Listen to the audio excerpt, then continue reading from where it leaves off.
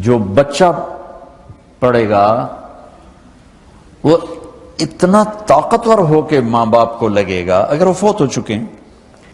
اور مدرسے کے بچے بلائے ہوئے تھے کمرے میں قرآن پڑھنے کے لیے. میں کہا چلو میں بھی, میرے نانکیں چوئی, میں کہا چلو میں بھی تھوڑا قرآن پڑھ لوں. اللہ اللہ اللہ اللہ اللہ اللہ.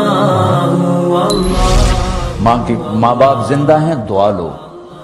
فوت ہو گئے ان کی قبروں پہ جایا کرو, وہاں بیٹھ کے قرآن پڑھا کرو. جو بچہ پڑھے گا وہ اتنا طاقتور ہو کے ماں باپ کو لگے گا اگر وہ فوت ہو چکے ہیں. کہ ہمارے ہاں تو قرآن بھی مل جاتے ہیں نا جی, مدرسوں میں چلے جاؤ جی قرآن دے بھائی, لو جی 100 قرآن لے جاؤ, لو جی 50 قرآن لے جاؤ. اتنی حماقت ہے. مولوی صاحب ذرا چھوڑا نو گل دے جے ماں جی واسطے قرآن پڑھا ہونا ہے. چھوڑا دی ماں تو نہیں مری, میری ماں مری. ہمارے ایک رشتہ داروں کے نا وہ تھا ختم, والدہ فوت ہو گئی تھی, تو میں بھی گیا ہوا تھا. تو بچے باہر بیٹھے سگریٹ پی رہے اور مدرسے کے بچے بلائے ہوئے تھے کمرے میں قرآن پڑھنے کے لیے. میں کہا چلو میں بھی, میرے نانکیں چوئی, میں کہا چلو میں بھی تھوڑا قرآن پڑھ لوں. میں جا کے قرآن کھول کے پڑھنا شروع کر دیا. تھوڑی دیر بعد مجھے محسوس ہوا کہ یہ بچے قرآن نہیں پڑھ رہے. میں نے جب دیکھا تو وہ نیچے ایک چھوٹا سا ریڈیو پڑا تھا, اس میں انڈیا پاکستان کا کرکٹ میچ ہو رہا تھا, اس کی کمنٹری چلتی اور وہ سارے وہ سن رہے تھے بیٹھ. اور جب ان میں سے کوئی آ جاتا تو شروع ہو جاتے ذالک الکتاب لا ریب فیہ ھدی للمتقین الذین یؤمنون بالغیب. جب وہ چلے جاتے کیڑا آؤٹ ہوئے, کتنے سکور ہوئے. 1 گھنٹہ یہ تماشا ہوتا رہا اور میں بیٹھا دیکھتا رہا. 1 گھنٹے بعد جا کر کہنے کہ جی قرآن مک گیا, وہ کمنٹری مک گئی ہے. ہن کی ثواب گیا اما نو, کمنٹری دا ثواب گیا, قرآن دا ثواب تا نہیں گیا. کیونکہ اس پاگل نے خود ماں کے لیے پڑھنا تھا, اس نے ماں کے لیے بھی کرائے پہ قرآن لے لیں.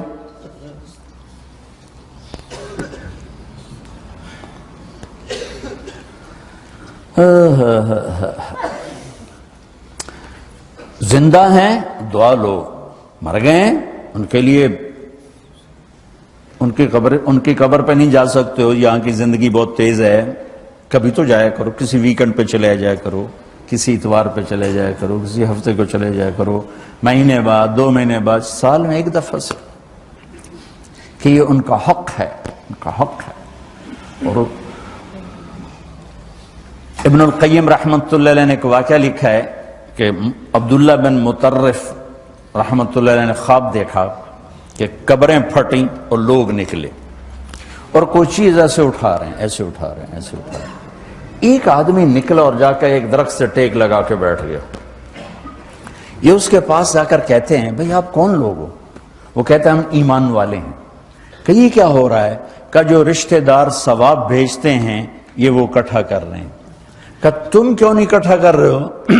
کہ میرا بیٹا حافظ قرآن ہے, 1 قرآن روزانہ ختم کر کے مجھے بھیج دیتا ہے, تو میں نے پرچون دی لوڑ نہیں رہ جاندی, میرا تھوک دا کام. کہ تیرا بیٹا کیا کرتا ہے؟ کہ اس کی مٹھائی کی دکان ہے بازار میں. آنکھ کھل گئی, صبح ہوئی تو پہنچ گئے, بازار کھلا, دیکھا تو ایک نوجوان بیٹھا ہوا اور مٹھائی بیچ رہا اور ہونٹ ہل رہے ہیں. پہلے اس کو نا چیک کرتے رہے, پھر اس کے پاس آئے, بیٹا تیرا نام کیا ہے؟ وہی نام تھا جو خواب میں سنا. یہ کیا پڑھ رہے ہو؟ کہ جو قرآن پڑھ رہا ہوں. کتنا پڑھتے ہو؟ 1 ختم روزانہ پڑھتے ہو. کیا کرتے ہو؟ کہ والد کو ایصال ثواب کرتا ہوں. کیا اتنی مشقت کیوں اٹھاتے ہو؟ کہ وہ میرے لیے بہت کچھ چھوڑ گیا, میں چاہتا ہوں میں بھی اس کے لیے کچھ حصہ بنتا رہوں.